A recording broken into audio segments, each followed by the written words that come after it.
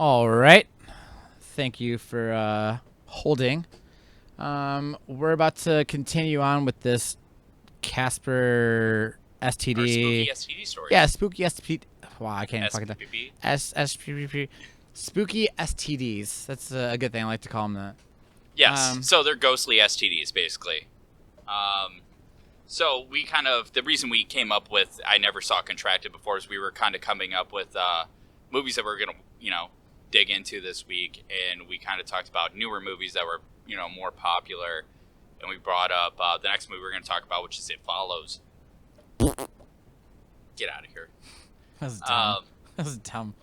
Get out. He's already starting. He already told me beforehand. He's like, I just didn't fucking like that movie, but we're gonna do it anyway. Yeah. No, we'll fucking do it. It's so dumb.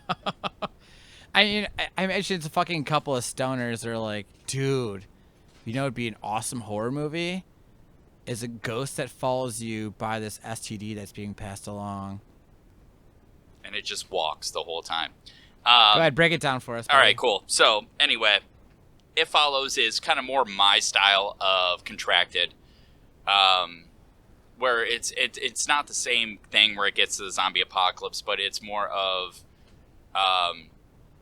people are passing around a STD, STP, sexually transmitted Pistols? paranormal ghost, STG, sexually transmitted ghost. STGs, yeah, that's good. We'll go with that. Band name. Yeah, exactly. So anyway, this girl is seeing her boyfriend for a while, who is kind of like a shadier looking guy. Yeah. So anyway, so they're seeing each other for a while, and she really, really likes him, and you kind of find out, why he likes her back. And it kind of goes to that scene where they're in the movie theater. They're going to see a movie together, and this is kind of right at the beginning. Before he, transmits the STG. I'm going to keep using it. I like it. I love time. it. Yeah, I love it. So anyway, he's like, they're playing this game where, hey, you know what? I'm going to ask you, who would you rather switch with in this group of people? And it's a game they're playing. And I get two guesses as to who it is and the reason why.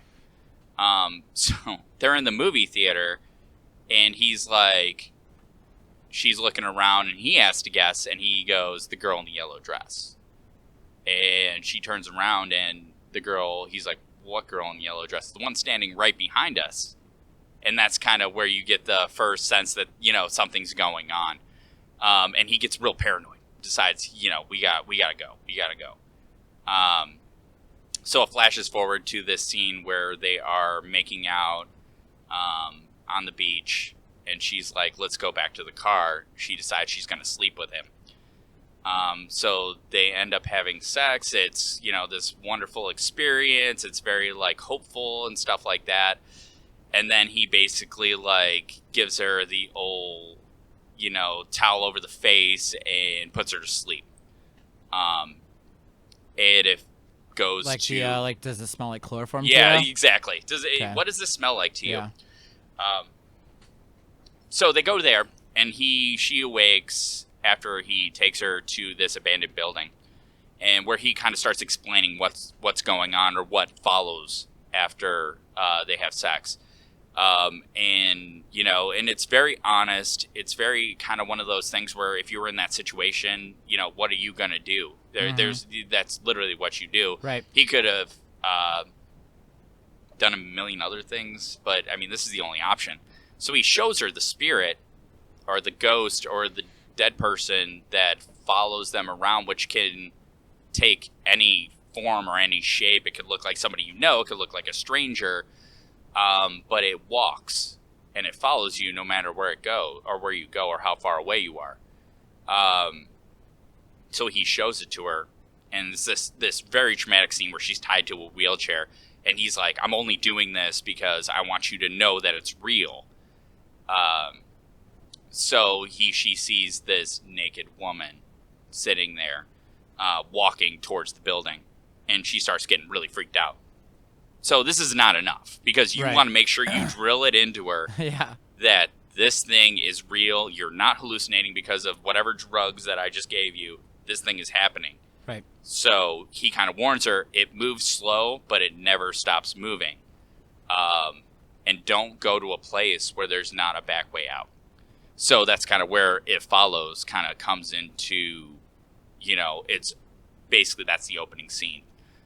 Opening 10 or 15 minutes of it. So she goes back to the parents' house or her house or whatever.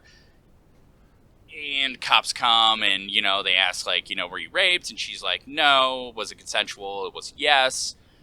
So she's, bummed out because, he fucking just basically threw her out of a car and said, hey, remember, like, it's coming for you. Yeah, good Which luck. at this point, it doesn't fucking make any sense. Right. She doesn't know really what she's seeing. She kind of believes it, but at the same time, like, you can believe whatever you are under some sort of drug-like effect, I guess.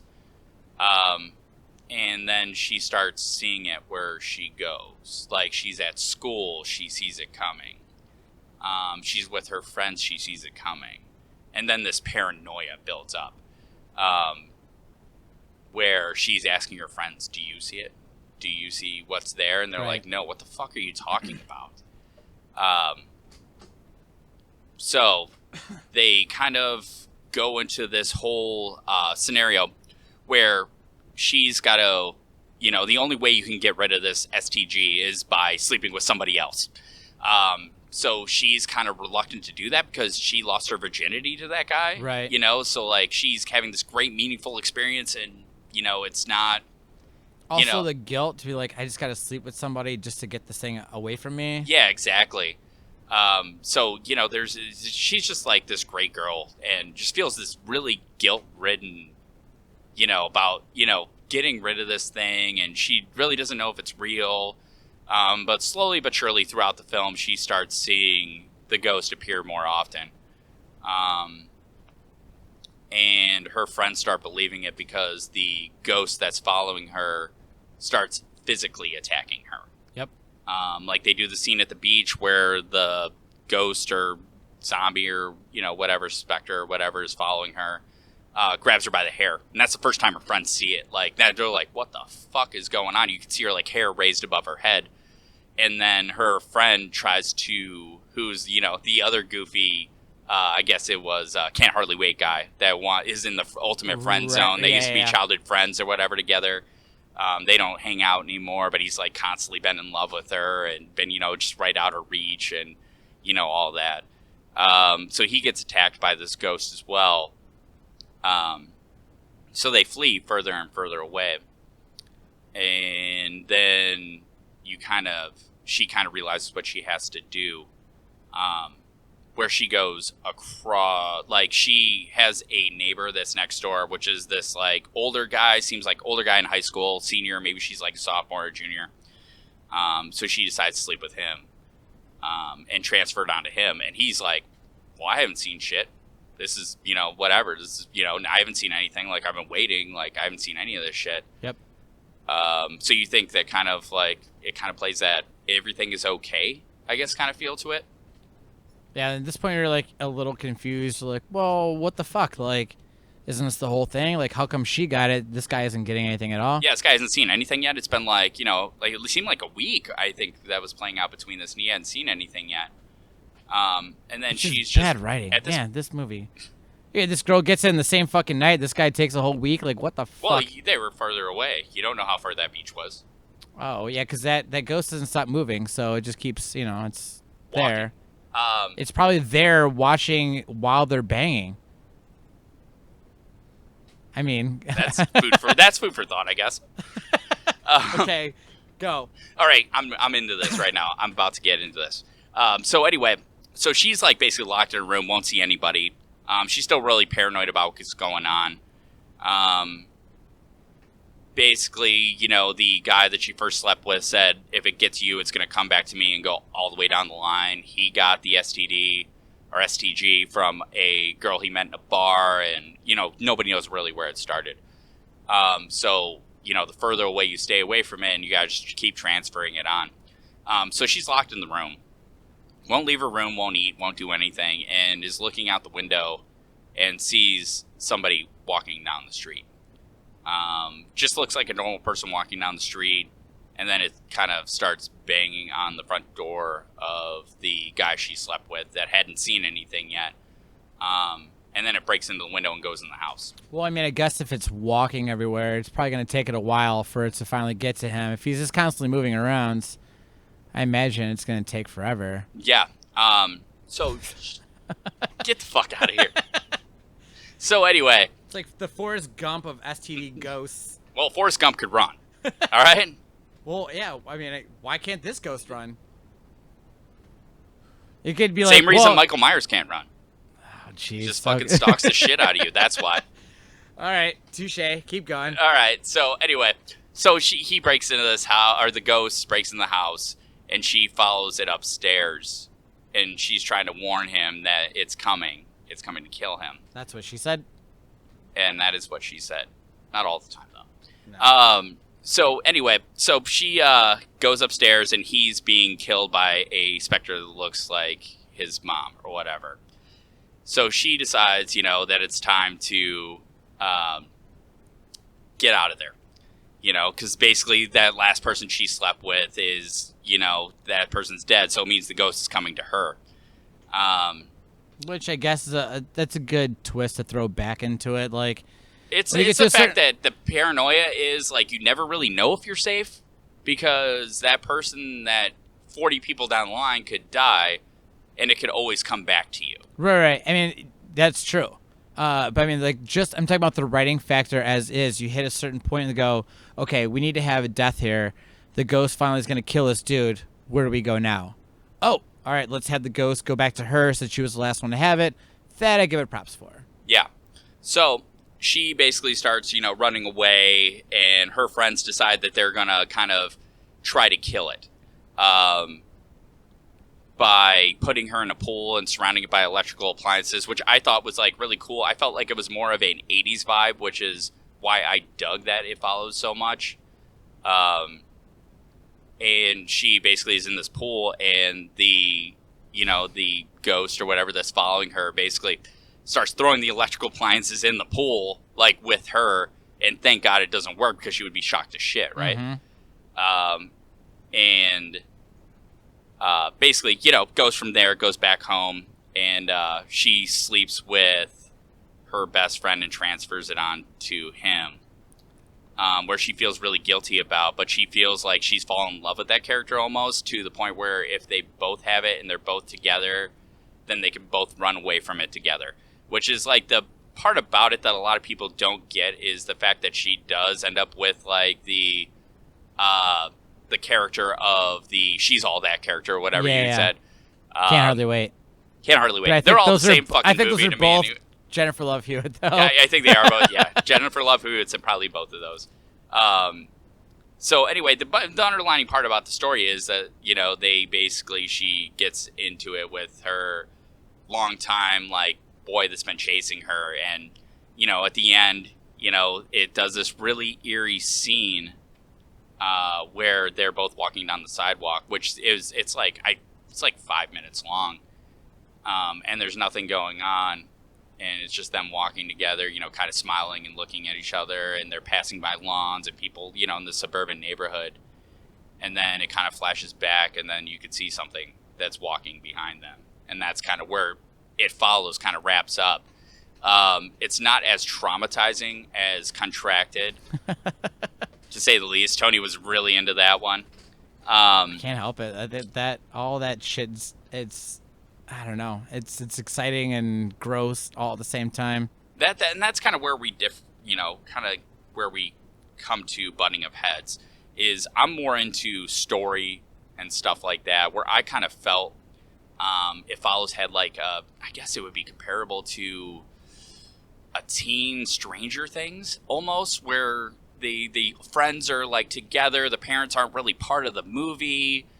It has this, like, really underlining, like, ghost that's following you. It's not graphic. I think there's, like, virtually, like, no soundtrack to it at all. It's I don't think very there's quiet. much. It's very quiet the whole movie. I'm gonna say you shouldn't compare it to Stranger Things, because Stranger Things was awesome. It Follows. I liked it, and my buddy Mark liked it a lot. And he kind of explained to me the reason why, because originally I thought it like you. I was like, well, that movie's kind of fucking dumb. And then he kind of, we were talking about, like why he liked it. And I was like, you know what? Like that makes a lot of sense. So I'm going to watch it again. So you kind of caught like the whole story of it was actually really well done. Because ultimately it was, teenagers, doing angsty, against parents stuff. And she ends up with the guy who's like longing for her the whole time. And they decided they could, whatever It Follows was not. And, going to harm them or whatever as long as they were together. Like they could just run away together away from this thing. Yeah, and like you mentioned, you're like, oh, if we both have it, then we can, it's whatever. Like we can. Yeah, two against one is better than just one against one. But she doesn't actually have it. He has it. But, if they're together, what do you think she's going to flee? I mean, like, he's dead. Who the hell's that guy going to sleep everybody with? Before her, they all flee. They passed it on and fucked off. Yeah, well, she's not a total asshole, so. True. Well, I mean, she got that other guy killed. Yeah. So, kind of an asshole, but still lovable. Yeah. I mean, she is that girl next door. So she is very girl next door. So that's what gives you all that, and that's what it makes her character so lovable. Yeah, I really like the casting in this one. I like the whole, it was very subtle. The whole underlining tone of what was following everybody. It was a little bit more story-driven, which I liked. And it was had that 80s vibe to it, which I really liked too. So overall, I mean, like, I didn't think by any means this was the greatest fucking movie of all time. Why not? I didn't think so. All right, so what's your rating? My rating, I mean, honestly, like, what'd I say, 7 for Contracted? I say probably 7 for It Follows. I mean, it's the same, like, I mean, honestly, like, I didn't love them both the same. I didn't dislike them both the same. And that's kind of like, we went into this, like, we're talking about movies that we just absolutely loved and we were so passionate about. Right. Well, we have to drill the ones we, didn't like that much. Well, no, absolutely. And that's fine because, like, I cannot wait to do a movie where I just give it a flat out fucking 2. Well, that's actually what mine was going to be for It Follows. Was going to be you were really pumped about this. This is the reason you wanted to talk about it, because he just fucking disliked the movie. That's why I'm ranting about it the whole fucking time. You're the one that brought this up. I thought we had this whole thing where you were going to talk and I got to take a drink of beer and I got to smoke a cigarette. No, it's just been me talking for like 25 minutes. Listen, I told you before, I was like, hey, we could save this. And then you're like, well, we're talking about Contracted. Well, it fits into the whole genre. 100%. But I also told you that I was just going to make fun of it the whole time. And you know that this movie is fucking terrible. And my vote is a 2. So it's really funny that you said that. It's not a fucking 2. It's a 2 for me. It's a 2 for me. I thoroughly... What the fuck else is a 2 for you? I don't know. I mean, 2 is pretty low. You're a 2. No, wait. You want to know ones that are at a 1 or a 0? Are you a Ty West fan, by the way? Let me ask you that. Yeah, you've tried. No, I'm not. Okay. You've tried to bring this up to me. Ty West, for the exception of him doing... Yeah, you fucking hate Ty West. I remember this conversation. Okay, now I'm remembering it. Yeah, the exception of him doing Cabin Fever 2. God damn it, I wish Dave or my buddy Nathan were here. Cabin Fever 2? Oh, yeah. We're bringing up Cabin Fever 2? Oh, dude, it was fucking great. Cabin Fever 2 was a -2. No, dude, Cabin Fever 2 was fantastic, dude. The third one sucked balls. There was a third one? Yeah, and that was like all dog shit. They were like trying to make this whole like, oh, there's like this secret plant on this island. It's all dog shit. The second one, do you remember in the first one, the shaving scene? The second one, they had the dick scene, and I was like, yes! And I'm going to save this for a later thing. And again, you're right. I go for this extreme, gross fucking things. And I said this earlier. I'll watch the most ridiculous shit in horror movies. The real stuff, I'm like, no, okay, fuck that. Yeah, no. Like, listen, like, this is what else fucking grosses me out. The fucking pimple popping videos. That is the most disgusting. I've never watched one of those. Oh, my God. People share them online all the time, and I'm just like, no, fuck that, I'm not doing it. So fucking gross. I dated someone, they're like, I can't stop watching these videos. And I'm like, ugh. She'd be sitting next to me on the couch. I'm like, ugh. I'm like, ew, what the fuck? Put your phone away. It's disgusting. So gross. That grosses me out as well. You know what grosses me out? It's the fact that you fucking like Cabin Fever 2. It's some fucking bullshit. Dude, I loved it. And you know what? Now we're going to review Cabin Fever 2. Let's go through it. Oh, yeah, absolutely. Yeah. Not tonight. We're not fucking doing that shit. Not wasting my fucking breath on that. I give Cabin Fever 2 a -2. But going back to Ty West, what a fucking terrible person.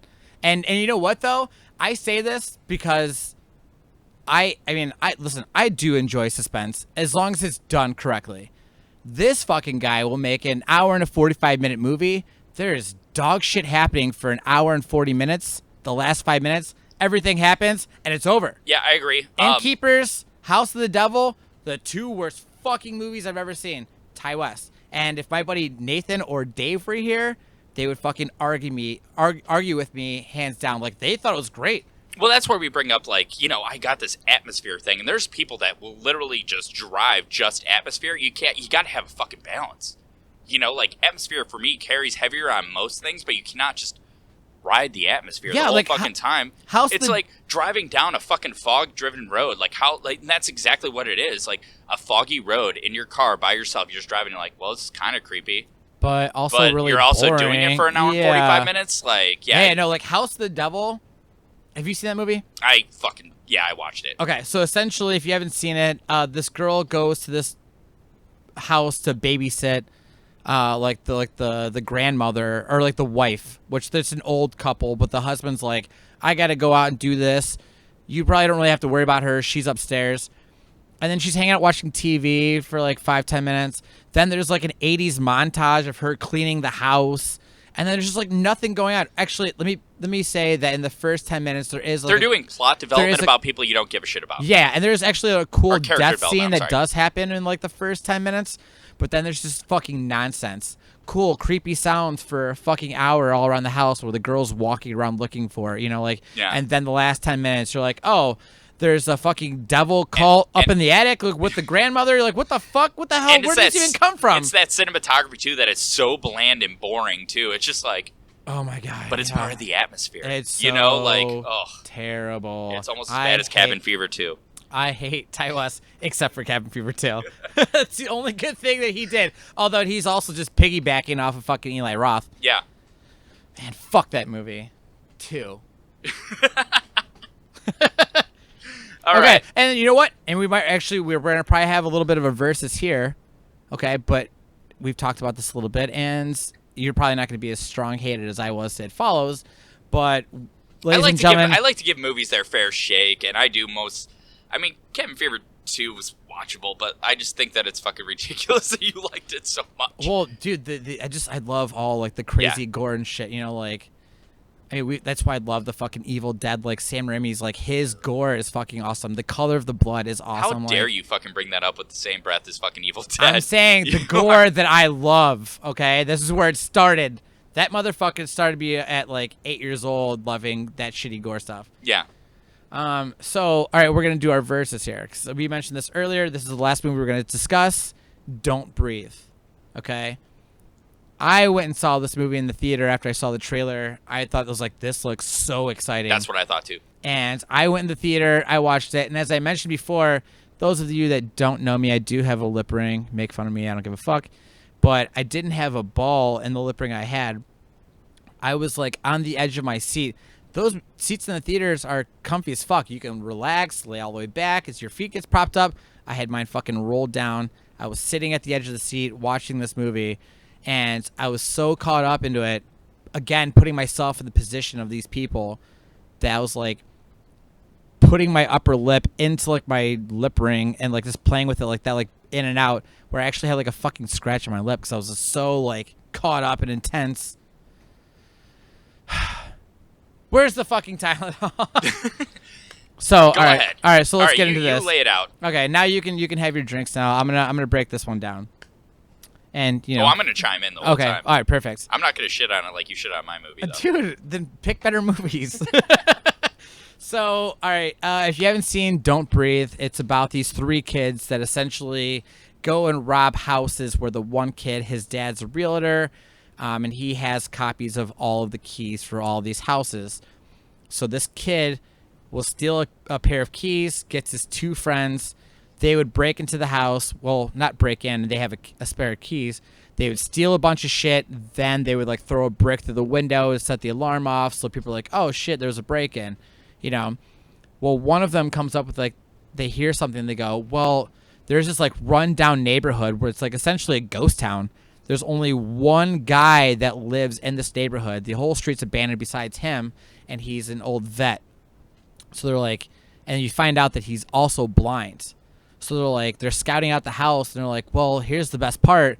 We can go in. They hear that he has like a couple $1 million in the house. Like, we can go in there, steal this couple $1 million. We can all get out of this fucking town, do what we want to do. The guy can't see us, so he can't describe us to the cops or whatever. We can fucking get in, take the money, get out. Meanwhile, character who actually doesn't have a name, which is really weird. They don't do a lot of character. They do character development, but it's in suspense scenes. So anybody is familiar with Dylan Minnette? He's the nerdy. Well, he's the same guy from She's All That, or Can't Hardly Wait, or he really is. He is the same character. So we're kind of going on a theme here. Yeah, we didn't realize we were going down with STGs and the friend zone. Yeah, guy. Exactly. So he's in love with Jane Levy, who, if you don't know her, she's awesome. She is Mia from the Evil Dead remake. Yep. So he's like in love with her, and she's got baggage. She's got a kid, right? No, she is in a broken home. Oh yeah, that's what it was. No, she does have a kid. She has a sister. Oh yeah, that she's trying to get out of there because her house sucks, and her mom's a fucking deadbeat. Yeah, they live in a fucking trailer. Drug addict mother, deadbeat boyfriend.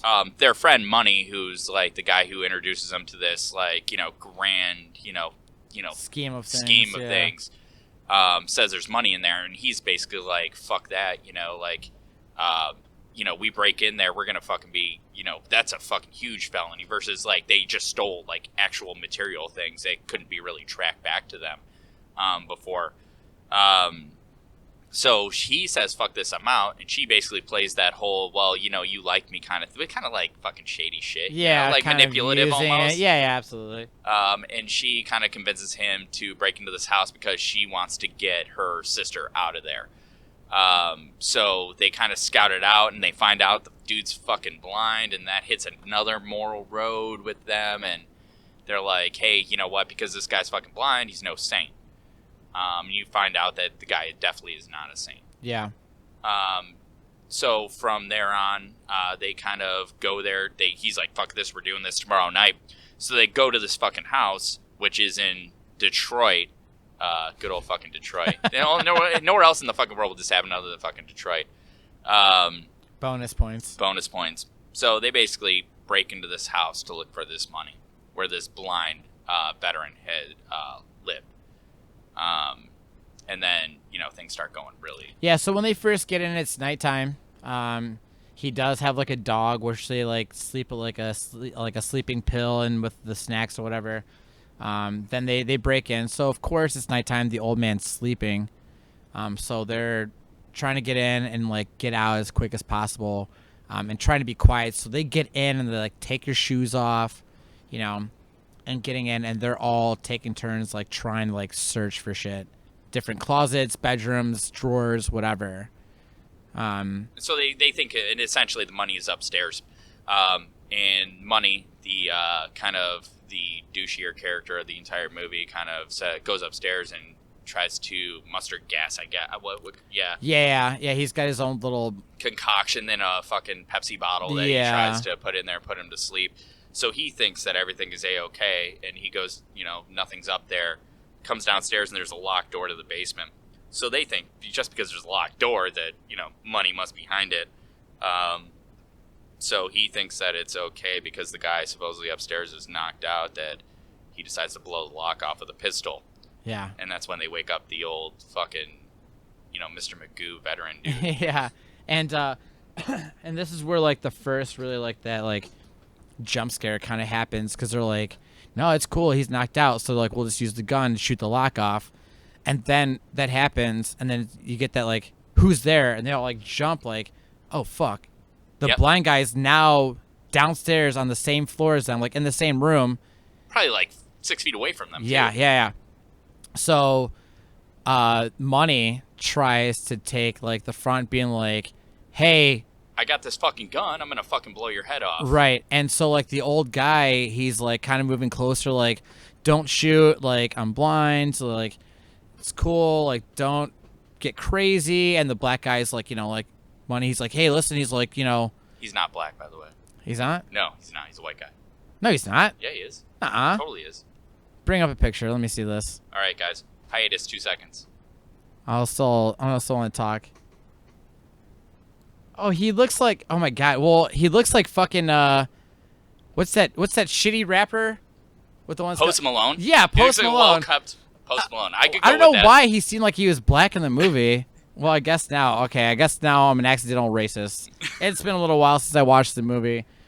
But so yeah, so then the guy's getting closer and closer until the fucking old guy like essentially gets the fucking gun out of his hands, like tussling with him, and kills the black dude.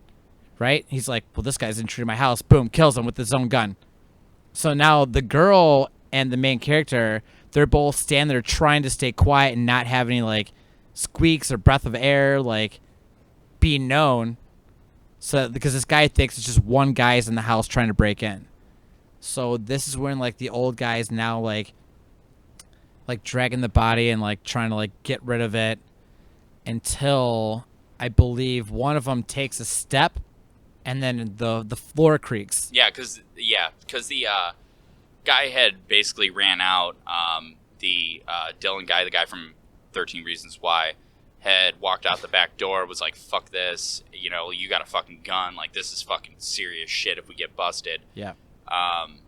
Walked back in because he was afraid that Jane Levy's character was in trouble, Rocky. Oh, yeah, that's right.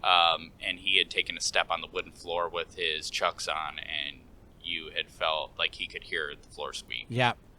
So then he starts realizing there's more people in the house. So essentially, this becomes a cat and mouse game. These two are trying to find the money and get out. In the meantime, this old guy now knows that there's more people in the house. I think just the best part of this is that like they escape down into like the basement, you know, and like he finally makes his way down there. They find out his secret. Well, yeah, and we're gonna get to that there in a second. Oh, okay, I know what you're getting into. So like the cool thing that I really enjoyed about this movie is that, you know, there's this blind guy that's been living in this house forever, so he knows the ups and downs and lefts and rights of this house.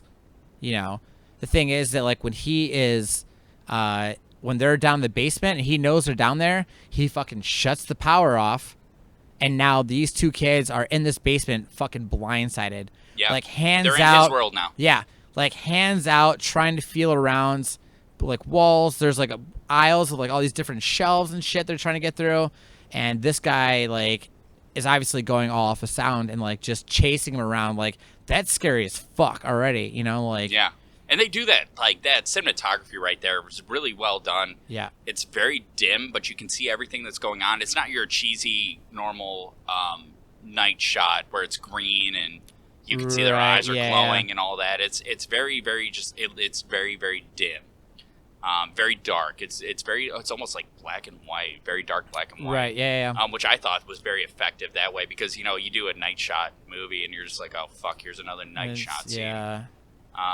But that whole scene where they're running through the basement away from him and he's kind of stalking them for like it's like 10 minutes of the movie. Right. Yeah, it's a pretty substantial amount of time. It gets you. It really grips you there. Yeah. So then that's when they stumble into that room, and there's a girl that's like chained to this like wall. There's like she's like on this bed, and they're like, "What the fuck? Like, why is this girl down here chained up?" Well, you end up finding like the backstory is like his daughter was killed. That girl was a drunk driver, right? Yeah, the girl he had kidnapped was a drunk driver. Who killed his daughter. So he thought that she owed him a child. Right. So essentially he now has this girl imprisoned in his basement that he impregnated. Not raped. He actually confirmed that. He's like, I didn't have sex with her because, like, the tables turn where, like, you know, the kids have the upper hand. He's like, I didn't rape her. You know, like, essentially it's an artificial insemination, you know, like, he's jizzing into cups and using, like, a turkey baster to squeeze it and, like, shoving it into her and just squeezing it up there. So I know she was like a handful of months pregnant. I don't remember far along. Like 5 months pregnant. Yeah, yeah. So eventually things like start getting to like heavier things where they end up like taking the upper hand and like knocking this dude down. And they end up getting the girl undone and putting the older blind guy, like tying him up like to where the girl was. What I thought was really funny and again kind of gross, shock value for sure, is that they end up, the guy's like, the old blind guy is like tied to the wall or whatever, but he's also like screaming at them. They take one of the turkey basters full of his own jizz and shove it down in his mouth and squeeze it all down there. Ugh. Yeah, it's fucking gross. Yeah, definitely very shocking indeed. So, he basically tells Rocky, like, I know, I don't want to do what you're going to do, but, and this is after the turkey baster scene, he was like, but I'll follow your lead. So she has a decision whether or not they're going to fucking kill this guy or not. And then they decide they go to the front door. So you really don't know what happens at this point. You don't know if the guy's dead and this is like the happy ending you're wishing for. It's not. So as they're trying to get out of the house, the guy who's longing for her, and the guy from 13 Reasons Why. Yeah, the main character. Yeah, he, gets shot by the veteran. And then, she kind of breaks out of the house at that point and starts running away. She's in the middle of the street screaming. She's like, you can't fucking do anything to me out here. And that's when he fucking lets the fucking Rottweiler loose. Oh, yeah. And then the Rottweiler's just fucking chasing her down the street until she gets to, like, this car, like, this abandoned car, and, like, finally jumps in, and this thing's just, like, full Cujo mode. Just That's what raging. actually was reminiscent of me, because she's like, yeah, it's a fucking Cujo scene, essentially. Mm-hmm. Because she's in the car, and it's the same exact vibe. She's locked in the car, the dog's outside, she can't fucking escape. The keys to the fucking car aren't in it, of course. So she, goes to, she's got to figure out how to get the fuck out of there. Because basically she's waiting for this fucking guy to show up. The guy's going to follow the fucking dog just by the barking and all that. Or she's going to get mauled by the dog. So she kind of sets a trap in the trunk where she pops the trunk hood and ties a fucking, what is it? With the bungee? The strap to it. Strap. Yeah. So she kind of lures him in, or her in. I'm sorry. Don't want to sound sexist here. And the dog jumps in, and she kicks the back seat up and pulls the trunk shut. So she's able to escape. But meanwhile, the dog still jumps out, after her. So she kind of has the dog trap, but meanwhile, she's still got to get the fuck out of that car. Right. There's no time for her to feel any sort of relief, except for like a brief moment.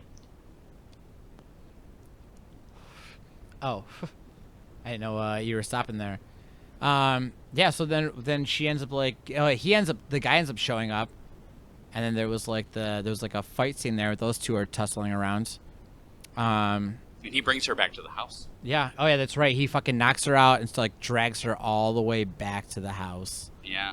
And then and it goes to this scene where they're in the house. It's this real tense moment. Where, you kind of feel the fact that, she's already defeated. It's kind of like it's second coming around. You kind of just guess where the film's going to go after that. Like, this might be the end. And she does, the cops start, showing up. Right. And she ultimately, when the cops show up, she sets off the alarm system with the remote. Yep. And then he can't find out where she's fucking at because he keeps hearing this fucking remote or the alarm sound of the alarm system that he has going on. And she fucking like escapes or whatever and runs away just as the cops are pulling up. And this is kind of where the fucked up part happens. She still has the money, and she's taking her sister to the train station or whatever. Which I didn't even know they still fucking had those. I mean, they're around. Yeah, You know. maybe they're taking a fucking bus. I don't even. It's fucking Detroit. It's fucking Detroit. So the cops, you know, basically, you know, show up and they almost honor this guy because he's a fucking veteran. Say blind veterans attacked in his house is the, you know, the news. The news, yeah, that she's actually looking at. But you know, he's in critical condition, but he's going to be okay. You know, it's the news story or whatever. And she's kind of like, well, you know, and then she eventually exits off with her sister and gets her away from that family. Which is kind of where it kind of loses me, at this point. I don't know. I kind of wanted to see him get what's coming to him, but, you know, maybe we will because they're doing a Don't Breathe 2 next year. Oh, no kidding. Yeah. Oh, they shouldn't have done that. I think they should have probably just left it. Well, I mean, and then, you know, the reason I didn't dislike this movie is because I felt like, you know, this was the type of scenario where this piece of shit deserved to get what was coming. Absolutely. But he didn't. I mean, he did get a mouthful of his own jizz, so... I bet that's not nearly fucking... The guy deserved to fucking die. It's still pretty bad. He deserved to get fucking slaughtered. So anyway, and that's kind of where I'm kind of anticipating seeing it. Like, I'm gonna watch it. I'm gonna watch it as well. I felt like the movie just... It was a hint above atmospheric movies for me. It was just kind of like, I don't know, it was what it was. I mean, it was one place, it was in a fucking house, it took place for an hour and 40 minutes. I love that Jane Levy or whatever, who plays Mia in Evil Dead. I think she's awesome casted in it. Same with Dylan or whatever his name is from 13 Reasons Why, and I felt like those two characters were really dynamic in it, and I also like the guy who played the main veteran in it. But I just feel like Stephen Lang is what his name is. So I mean, I feel like it was casted okay, but at the same time, it was just kind of not hitting it for me. All right, so what's your overall rating? Maybe like a 5.5. Wow, that's actually really low. I was expecting a little bit higher, but again, I was expecting a little higher for Contracted. So, sorry to disappoint you, man. Yeah. I mean, it was what it was. I mean, I felt like the ending gave no closure. I felt like there was no. They tried to drive atmosphere that wasn't really there. The character development wasn't really there. I felt like it just did not hit. It didn't have the same, I guess, like, even when they announced that girl had, like, ran over his daughter, like, they didn't even go into enough character development with the veteran for me to even feel that moment. I was just like, oh, well, that's a different thing that happened in this fucking movie. Well, like, okay.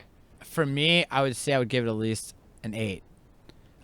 Again, I loved the intensity of this movie. I didn't give it a 2, though, by the way. Yeah. I mean, 5.5's better, I guess. I don't know, whatever. 5.5 is fair. Yeah, that's fine. I would say, again, 8. And however, I did rewatch it, and I did like it slightly better than the last time I saw it. Okay. I love it. Was a really cool idea. It's brand new, something different. Nobody's done it. I love the intensity of it. Again, I put myself usually in the situation of the people that are in these movies, and I didn't feel any intensity from it. I felt like this is a fucking blind guy. Like, there are fucking, you know, 2 of you guys, like, and there's this fucking... But this guy knows the house fucking up and down. Like, he knows every crick and nanny of this house, and you're in a stranger's house. You don't know a goddamn thing about it. The power's out. You're in the fucking darkness. Like, that's scary as fuck. If you're in that situation, your heart would be fucking racing and being like, how the fuck... The house is locked down. Yeah. Like, it's locked down. You can't just, like, walk right out the front door. Like, this dude locked the house fucking down. All right, well, so if you say so. And you can't get out of the fucking door. Like, the windows are fucking barred. You know, like, you're in the fucking darkness. You had this crazy vet chasing after you. Like, I don't know. It was really intense, at least for me. And then as far as, like, even though it was very minimal, the small part of the story saying, like, the old guy's like, listen, I lost my daughter to this drunk driver, like after all that shit's going on, you kind of pause for a second and go, man, that does suck. You know, like any person that might have a kid or a daughter that has their child has died from a drunk driver, or the fear of that happening to your own child kind of like sets in. You're like for me, I'm like, if I had a kid and somebody killed my child, like they were drunk driving, like is that the means you would go though? No. I would I would absolutely I could see a revenge kill or something like that, but you know what I'm saying? I would do any of those things. It was almost like to the point where that veteran character was like, okay, they were playing too many like sympathy strings. Yeah, they were. They're like he's blind, he's a veteran, yeah. His daughter was killed, but he has this dark secret. It's like, all right, dude, is there enough you're gonna pour on me right now? Like, but it's nice that like they had that little moment, and they then didn't it do picks anything. back up. They didn't do anything to develop it though. They didn't do anything. It was just like, well, this happened. You're supposed to feel these things, and I'm a big person who was like, hey, leave things up to imagination, but like you left too many things up to imagination for me. True, I get that. And I also agree with the ending. And again, you know, it's tough to like, you know, to judge on like if I would have wrote this movie, like where do you go? You know, like you just wrote all of this. Where do you go now? You know, like where are you cutting off? You're gonna, I guess, give it a happy ending that the girl got away. She was able to get out of the broken home with her shitbag mom and fuckboy boyfriend. Yeah. You know, getting her sister out, and they can go live their own lives. But that's a better the same life. thing too. Is they should have cut more out of the house, and they should have had done more with the development around it. Like if you had gotten the dynamic other than the 5 minutes where she's in the trailer with the daughter with the deadbeat boyfriend, and you know, and her mom's deadbeat boyfriend, her mom who's a piece of shit. Like it was like a snippet. I wouldn't even think it was 5 minutes. Like that's all you get of character development for it. The biggest character development is between her and, you know, the lover boy. That's pretty much it. So I felt like it would have been, you know, more impactful had it developed more of the outside stuff and less of the stuff that was going on in the house. Maybe done, I mean, like you could have done like, you know, 30, 45 minutes in the house instead of an hour. Instead, you could have taken that time to develop the outside of that story. Fair. I can see that. But, like, you also don't want to put, like, you only need a minimal amount to get that story to the person watching. You don't have to overdo it. Like, yeah, you're right. It was only, like, 4 or 5 minutes. They could have maybe they didn't like even give 15. that guy a name. Well, yeah, it's fuckboy. Who cares? Yeah, he exactly. doesn't need. Yeah, you just see he's a shitbag boyfriend. Doesn't matter. He doesn't need a name. You know, but still, like, you're right. They could have probably built a little bit more on there. Like a little bit. Like you could have dug into more of the suspense stuff. Like, you know, when they did like I would use it as comparison. Where, you know, your House of Maze, our Maze house, where you do like what the fuck is it? Silence of the Lambs. Where you dig into the Buffalo Bob character before they interact. True, you know what I'm saying? true. And the Jodie Foster. But you also before don't they want to be a interact. fucking copycat. I mean, this is an original idea. Like, But it was an original idea, but they could have dug into the storyline like it, though. true. They could have developed, like, you know, the veteran character even a little bit. And they could have done... They didn't even have to go to the depths of that, because, you know, like, they could have developed all the characters a little bit better, I felt. So that's why ultimately I give it a 5 and a half. That's fine. I'm going to give it the 8. You stick to your 8, bud. Hey, it's not a 2. Okay, guys, thanks so much for listening. We hope you enjoyed it. I had a lot of fun this episode. This was I great. did too. This is a really fun episode. I hope everybody enjoys as much as we did. As long as if you guys did make it all the way through the episode, hopefully we kept you entertained enough to stick it out this long. I understand this was probably even longer than the last episode, and we are going to try to, like, maybe have like an hour and a half limit. This one's going to probably go over 2 hours. Yeah, we had that discussion too, where we were like, we got to keep it to this, and now we just kind of get so into these horror movies and these movies that we're so passionate about that we're just like keep elaborating and keep debating on it. Where we kind of, you know, but that's a good thing. But maybe, you know, keep it, you know, maybe 2 episodes. Yeah, and we should probably try to keep it like an hour and a half. You know, which, you know, trial and error. We're working through it. Anyways, you guys can like comment, subscribe, share, you know, set the notifications. We're trying to do an episode every week so that way when the new one pops up, you'll get it. Hopefully you'll be just as excited as we are that you guys can take a listen. You can comment on the episodes if there's something you want to suggest for us to talk about. If not, we do have an email, which is creepingitreal@gmail.com. I will spell it for you, creepinitreelcle@gmail.com. Again, we have tons of stuff that we're already looking forward to talk about. If you have suggestions, maybe there's something that we haven't even thought of, which might be fun for us to both do. We are also planning on having guests on. Maybe be like, hey, I want to come on and talk about these movies. If you're lucky enough, we'll have you come pop in, hang out with us, and we'll talk about those movies. Other than that, anything you have to say? Nope, I'm good. Cool. All right, guys. Again, I am Tony. And I'm Josh. And we are Creepin' It Real. Real. Thanks, guys. We'll see you later. All right, peace.